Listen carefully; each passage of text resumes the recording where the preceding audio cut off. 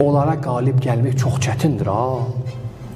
Düz Allah Quranda buyurur, şeytanın hilələri zəifdir. Nə vaxt zəif olur? İnsan imanlı olanda. Həzrəti Əlinin şeytan hilələri təsir eləyə bilərdi? Yox. Peyğəmbəri təsir eləyə bilərdi? Yox. Çünki iman var idi.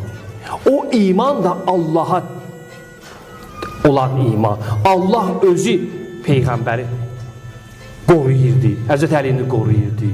Həzrəti İmam Həsən, İmam Hüseyni qoruyurdu ki, imanları nəticəsində idi o böyüklükləri, o şeytana qalib gəlmələri, iblisin və xənnasın bu cildləri onlara təsir elədi. Çünki imanları var idi. Və ətrafda olan insanlar kim idi? Məsum deyil, Əmmar Yasir, Miqdad, Əbu Zər, Maliki Əjdər, Uysi Qərəni, Kumeyr. Bu insanlar idi.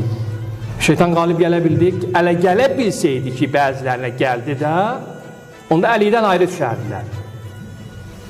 Əlidən ayrı düşməkdə, yəni şeytanın yanında olmaq.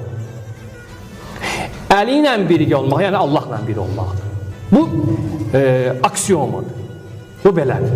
Başqa, yəni insan başqa bir dəlil getirə bilməz. Bu bizim aksiyomumuzdur, bu bizim yolumuzdur ki, Peyğəmbər və onun əhli beytindən uzaq düşən insan mütləq və mütləq Allahdan uzaq düşür, şeytana yaxınlaşır.